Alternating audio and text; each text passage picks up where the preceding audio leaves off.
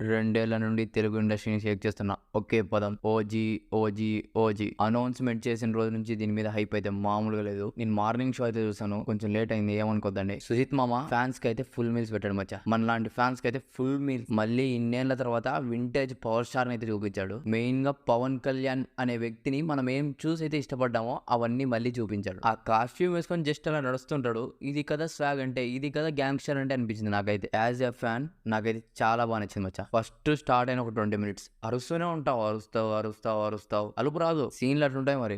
Title card కానివ్వండి, introduction అయితే ఒక రేంజ్ లో ఉంటుంది. ఈ బ్లడ్ బాత్ అంతా కంప్లీట్ అయినాక ఒక క్యూట్ లవ్ స్టోరీ, అది కూడా చాలా బాగుంటుంది, కనెక్టింగ్ గా ఉంటుంది. ఇంటర్వెల్ సీన్ అయితే నచ్చింది మచ్చా, ఓకే బాగుంది. ఇక సెకండ్ హాఫ్ స్టార్ట్ చేస్తారు మచ్చా. అలాంటోడు మళ్ళీ తిరిగి వస్తున్నాడంటే పోలీస్ స్టేషన్ సీన్ ఉంటుంది. బా సినిమా అంతా ఒక ఎత్తు అయితే ఇంట్రో సీను, ఈ police station scene, climax scene ఒక ఎత్తు. ఈ మూడిట్లో ఇంకా హై ఇచ్చింది ఏంటంటే intro and police station scenes నాకు సేమ్ లెవెల్ ఆఫ్ హై ఇచ్చాయి. పోలీస్ స్టేషన్ సీన్ అయితే నాకు చాలా నచ్చింది మధ్య. ఒక 5 నిమిషాలు అట్లా అనిపిస్తుంది కానీ సెకండ్ హాఫ్ లో మళ్ళీ క్లైమాక్స్ లో ఎత్తుకుంటాడు మచ్చా.